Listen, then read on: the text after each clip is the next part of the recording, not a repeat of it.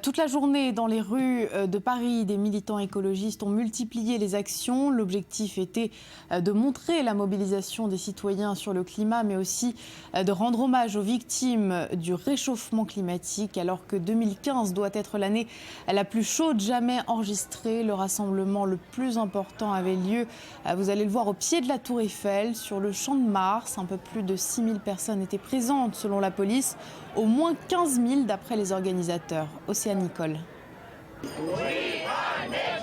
Un accord pas suffisant. Ce samedi, plusieurs manifestations ont eu lieu dans la capitale et le mot d'ordre, écrire la suite de la conférence du Bourget. Chaîne humaine, rassemblement, près de 15 000 militants écologiques se sont mobilisés contre le réchauffement climatique.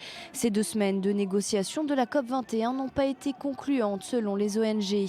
Cet accord, pour nous, il est insuffisant dans le sens où il n'est pas assez ambitieux et surtout, il ne permet pas d'aller assez vite. Si on avait 2 siècles devant nous, on aurait pu dire que cet accord était bon, mais on n'a pas 2 siècles devant nous pour régler la crise climatique. Il aurait fallu aller beaucoup plus vite et on avait une opportunité historique parce qu'il y avait beaucoup d'éléments qui étaient là pour gagner du temps dans cette course contre le dérèglement climatique. Ce qui manque, c'est d'avoir un engagement à long terme qui dise qu'il faut se détourner des énergies fossiles, pétrole, charbon et gaz, parce que ce sont elles qui sont responsables du dérèglement climatique, et basculer tout de suite dans un système fait de 100% d'énergie renouvelable.